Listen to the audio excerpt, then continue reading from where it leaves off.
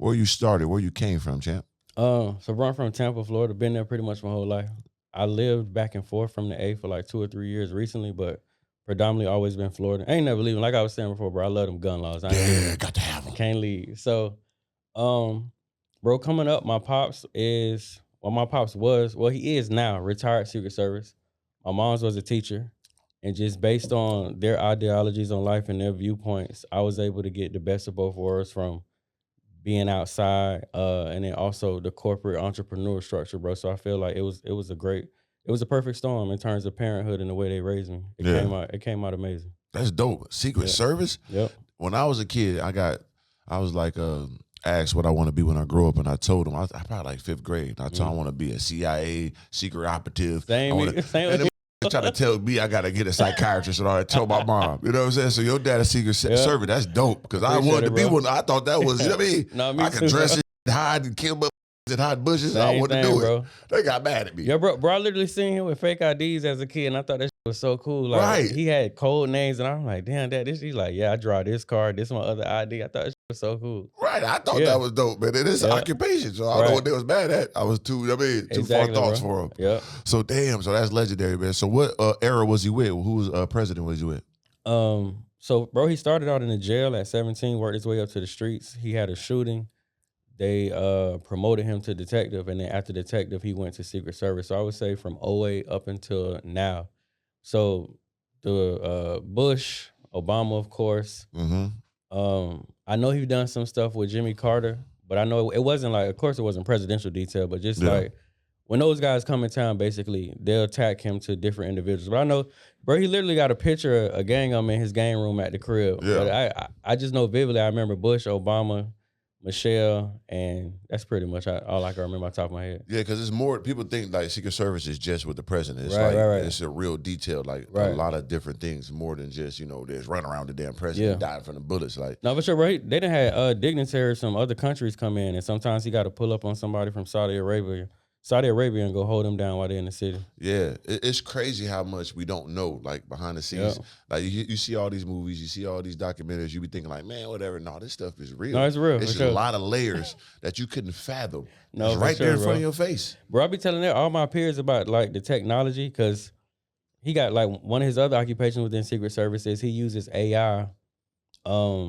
And it's just to all the bros out there for sure. Y'all be careful, because they got AI on them jail phones. Facts. And in y'all cells, be very mindful about what y'all say and what y'all do on them phones, because Big Brother is listening. So yeah, bro, I've seen some interesting things with him, from hacking people's stuff, tracking them and all that, bro. Like, it's definitely layers to it. Yeah, and like, I always thought too, like, if we got this technology on our phones, from like the Snapchat, the filters and all, what you think they got? 10 times harder, bro. What? Yeah. We got some AI.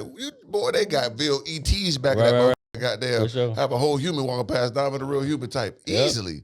You know what I'm saying? So yeah, be mindful. Like, I just feel too like all this crime is, that's over with. Like, only thing you'll get away with is what they want you to get away with. Bro, I agree. They can get you at any time about anything. Bro, I keep telling people that just based on the satellites and how they ping in locations, man, if they want to hear it or see it, they're going to figure it out. And I really feel like a lot of the bros don't want to get away no more. I feel like it's just instant gratification in that moment. They do something irrational, and they know they finna do 100 years.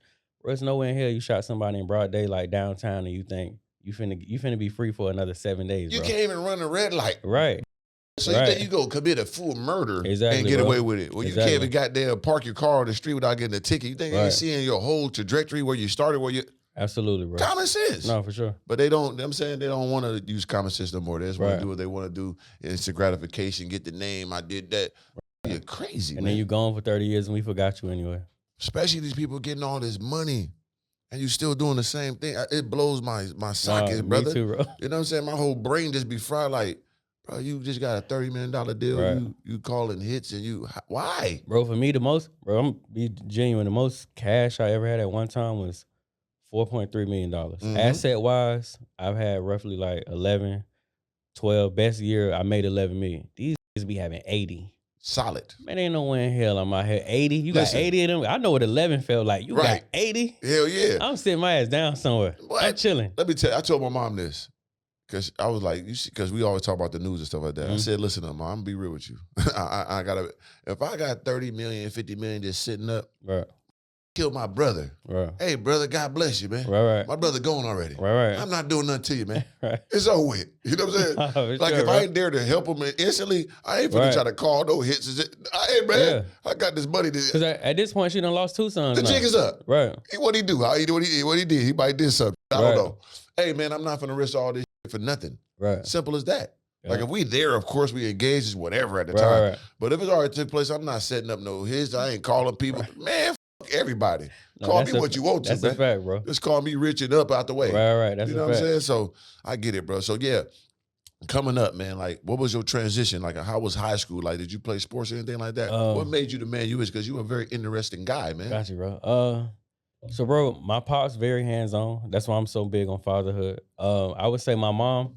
So where my mom was a great example of, it was the yin and yang effect. My mom was a great example a lot of times of what not to do. Yeah. Because like financially, they was in 2 different worlds. So the reason I was able to get a taste of certain worlds and demographics was based on like my mama living arrangements a lot of times. So she'll have us somewhere, and not complaining, but we'll be somewhere that's not as well off. Then we be with my pops and, you know, he got a foreign car. I think I really only seen my pops live in an apartment maybe twice. Other than that, it was crib to crib. Then it went to multiple cribs. He took us out of the country for the first time as teenagers. So he started expanding my mind a lot just on travel, fatherhood, having nice and fly. My mama did too. She did what she could. I would say this, my mama was more material, like I'm gonna get y'all the J's and the clothes. Yeah. He was expanding our mind to like, hey, own this shit when you grow up. Damn. Get this type of car, or don't get this type of car till you got this type of money, XYZ. This is how you retain a lawyer. Like really teaching me the game and law and things of that nature. So shortly, bro, I played sports as a youngin', but by the time I got into girls, bro, I didn't give a damn about sports no more. So I got my first piece of ass, and I was like, I ain't worried about nothing. I'm finna get this ass, and I'm gonna try to get these grades. I ain't gonna lie, I hated school. Me too. Hated school with a passion. Only thing I enjoyed, bro, was English and reading. Everything else I hated, and I ain't gonna lie. Retrospect, I feel like I should have dropped out at like 9th grade. I feel like at 9th grade I had what I needed, basically to go conquer the world. But shortly after that, bro, one thing I do love is I did have stints where we was outside. We were curious, and I ain't gonna lie, my pops worked a lot, so we did govern ourselves. I got an older brother. Actually just did, well, he doing 15. He actually come home on the 17th next week. Dope. After doing 15. So we had the temptation. Bro just went a little harder with his. Of course. And he ended up with consequences that, I'll say this too, bro. I learned a lot from his mistakes as well. I would literally watch what he doing and be like, all right, so this is the shit I ain't gonna do what my brother be doing, my mom be doing. I'm gonna do it, but I'm gonna do it my way. Yeah. Because I'm learning from their mistakes. So smart. Early on, bro, I always wanted a gang of children. And that was one of my main things as a youngin' too. Like I wanted 10 children. So by the time I hit 11th grade, I planned my first one. Okay. And I've been popping them out since then. From 18, I'm now 35. So for the last 17 years, I had 10 children over the course of 17 years. Oh yeah, you ain't playing no games. Yeah, bro. I'm actively working on 2 more. I want to knock out 2 more, probably within like the next month or 2. And I'm gonna see how I feel after that. But I see me settling somewhere between 12 and 15. 12, that's a good number. Yeah. You know, so I'm at 0.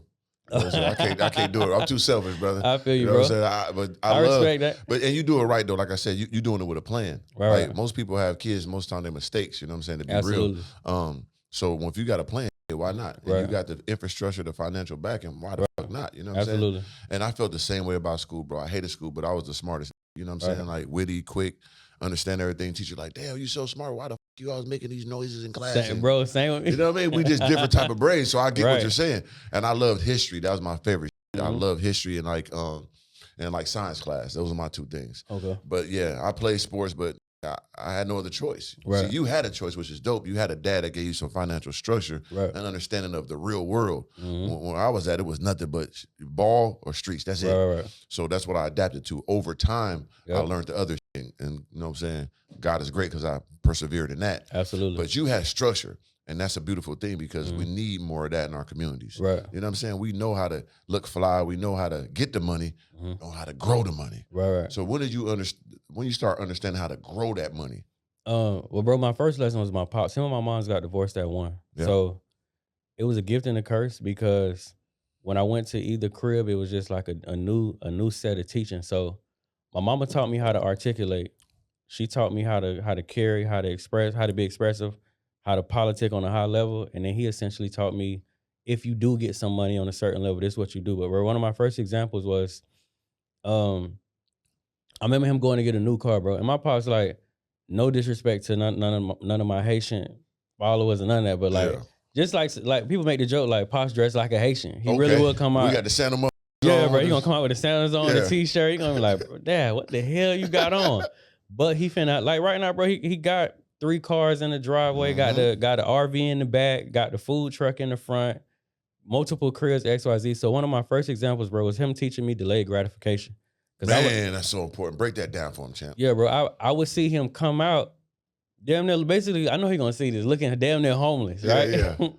Me and my brother be talking in here like, man, Daddy got on some bullshit.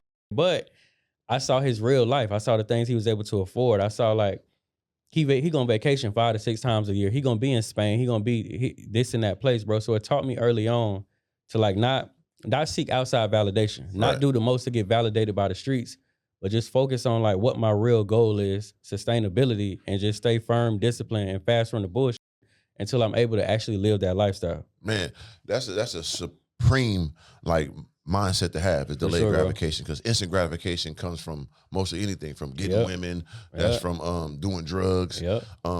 But certain things give you delayed gratification, from working out, having the right food diet, being in certain relationships. All that stuff trains you for business and life. So damn, that's such a vital component, because I didn't get it till later. I always wanted instant gratification. I dropped out of school playing college ball. That is getting money in the streets. I'm with that. I need it instant. You know what I'm saying? Fuck all that. Let's go to school. The coach might not like you, man. We got some money. I'm doing this.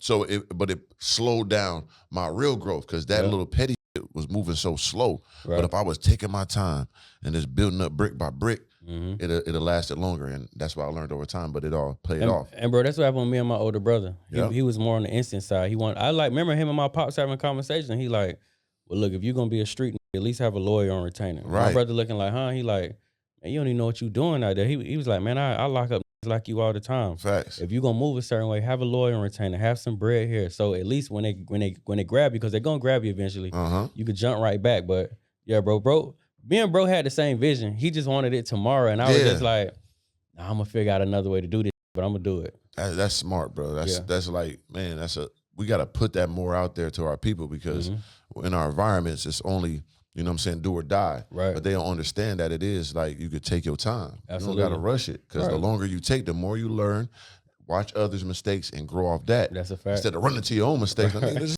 did what? I'm not doing that. You know what I mean? That's a fact, bro. Let me slow the down. You know what I mean? We got these communities that other, races are in our communities, making all this money when we spend the most money. Why we ain't watching? Why the China, man, what you got? Let me get my own wig shop, mother. Let me make my own products. You know what I'm saying? They feasting, we buying it. That's a fact, So bro. we catching up though. And I always say that people get mad when I say this, but I just think I'm right. I just feel like, as a black person, not no African, we ain't talking about that. We black Americans. Like, we have the smallest, youngest race, like, for growth. We've only been free, like, really to move around since like the 80s, if you want to say that. For sure. To learn like freely. You know what I'm saying? Like, we got to catch it for 400-year head start. Then program all this bullshit. So we catching up. Absolutely. So we need more people like us talking. I agree, bro. Fully. I just love when you give that game, bro.